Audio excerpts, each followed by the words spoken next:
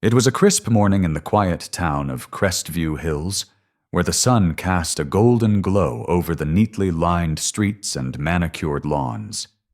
Tessa Montgomery loved these early hours, the stillness of the world before the hustle of daily life took over. As she jogged through the peaceful neighborhood, the soft rhythm of her breath and the beat of her music kept her centered. A seasoned investigator for the FBI, Tessa often found these runs to be her escape, a brief moment to clear her head before she dove into the complexities of her job. At 34, Tessa had made a name for herself as a no-nonsense investigator. With a reputation for exposing corruption within law enforcement, she was often called upon to clean up messes others were too scared to touch. Her work was difficult and sometimes dangerous, but it was always purposeful. She had climbed to the top of her field, and she was proud of the change she had helped create. Yet, when it came to her personal life, Tessa was just like anyone else, wanting a sense of peace, a sense of normalcy. This quiet neighborhood, surrounded by lush trees and open spaces, was the perfect place to find that peace. But that morning, peace was about to be interrupted. As Tessa jogged past the street corner, she noticed a police car slowly creeping up behind her.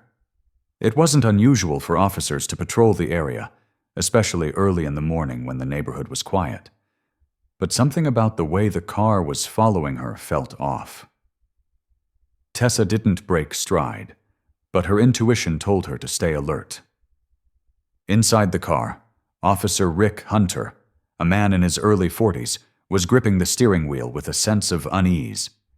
He had worked this neighborhood for years, patrolling the wealthy and predominantly white area, and he had always prided himself on keeping things orderly. To him, Tessa jogging through the area felt out of place. She was black, and he wasn't used to seeing many people of color in the neighborhood, let alone someone jogging alone. The thought crossed his mind. What was she doing here? Eager to assert his authority, Rick made a snap decision. Without a shred of evidence or reason, he pulled his car closer, flicked on the lights, and brought the vehicle to a stop directly in front of her. Tessa came to a halt, her brow furrowing slightly as she looked up. She had been stopped by police officers many times in her life, and though she had grown accustomed to the mistreatment, it never made the experience any easier.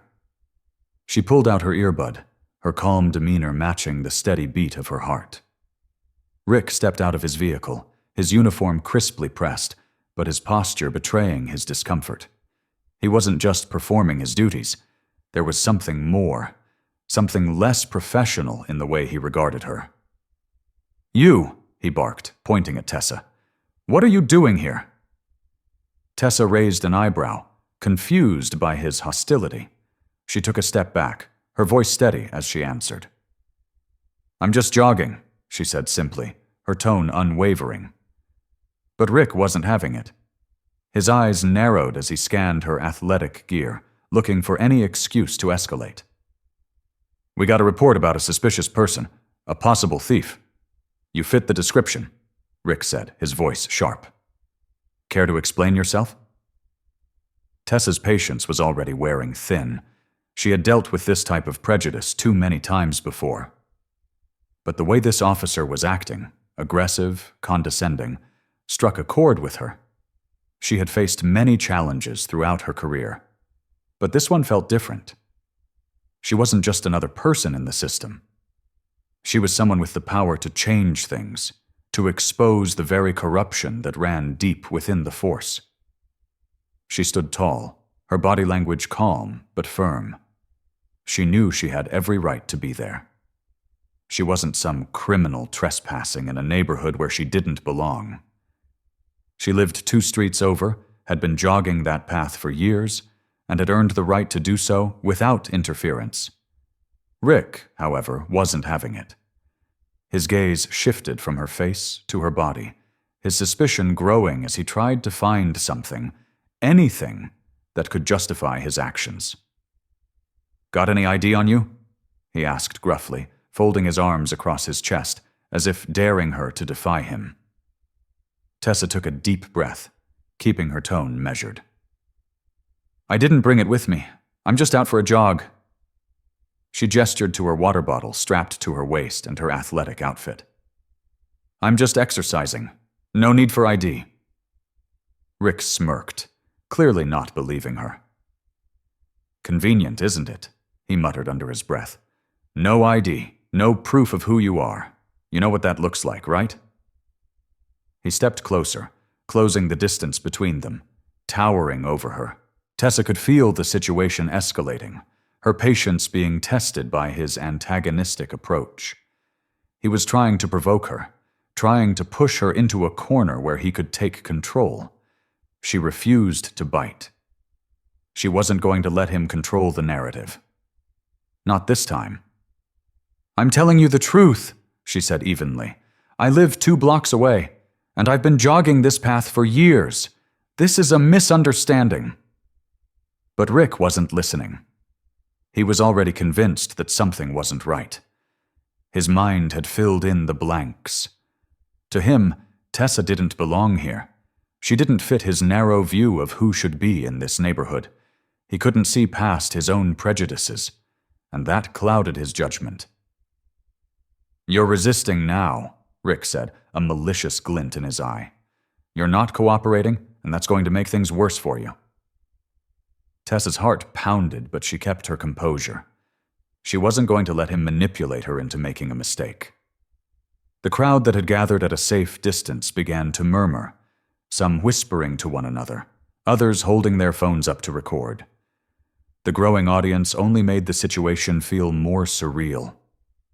It was as if the entire world was watching now, and they could see how quickly things were escalating from a simple jog to a full-blown confrontation.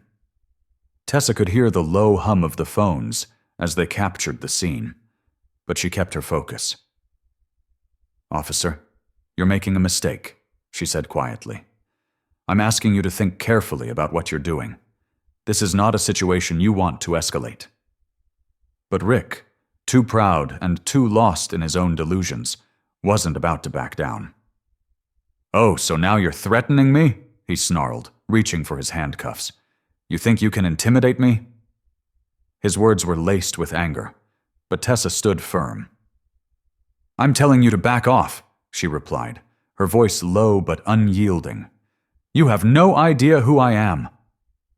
Rick's eyes flashed with disbelief, as if Tessa had just crossed a line he couldn't comprehend. He grabbed her arm, trying to twist it behind her back, but Tessa was faster. In one fluid motion, she slipped out of his grasp, using his own momentum against him. The crowd gasped, their phones capturing every second of the encounter.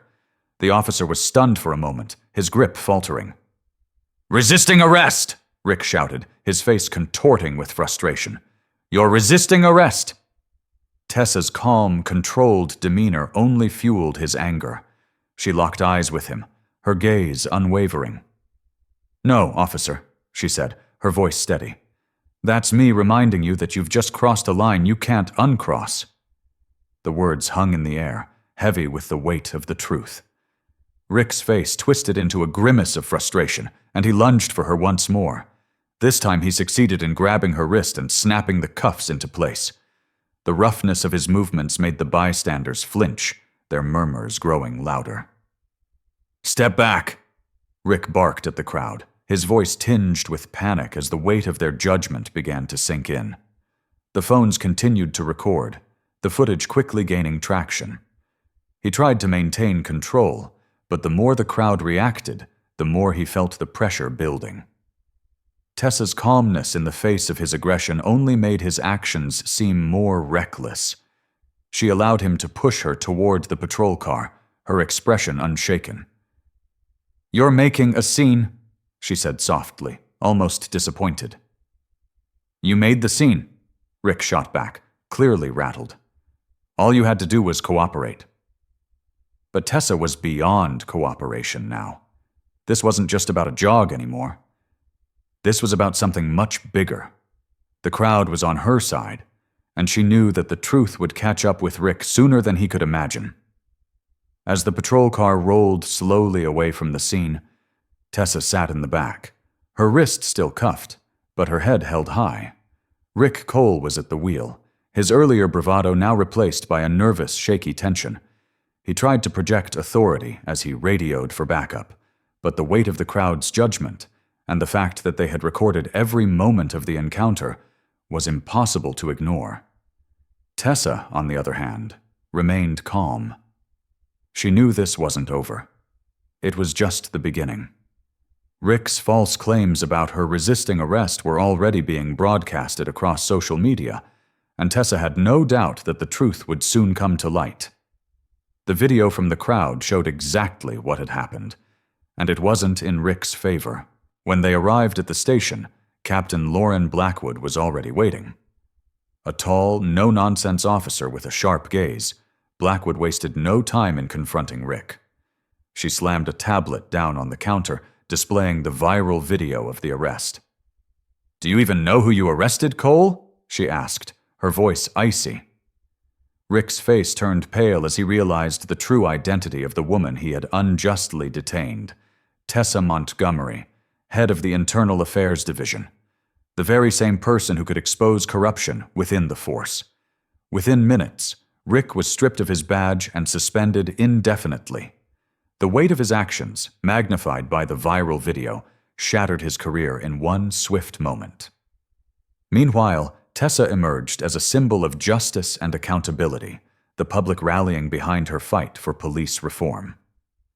The video of her arrest, intended to discredit her, became the spark for nationwide conversations about racism in law enforcement. Ending results are here. Rick's career ends. He's stripped of his badge and fired. Tessa's leadership rises to the national stage as she advocates for systemic change and police accountability. The viral video that initially captured her unjust arrest ultimately exposes deeper corruption within the department. What would you have done in Tessa's shoes? Would you have kept your cool under pressure, or would you have reacted differently? Drop your thoughts in the comments below. Don't forget to like if you believe in justice, subscribe for more real stories of courage, and share this video to spread awareness about the importance of accountability in law enforcement. Let's keep fighting for change. World Map Police Car.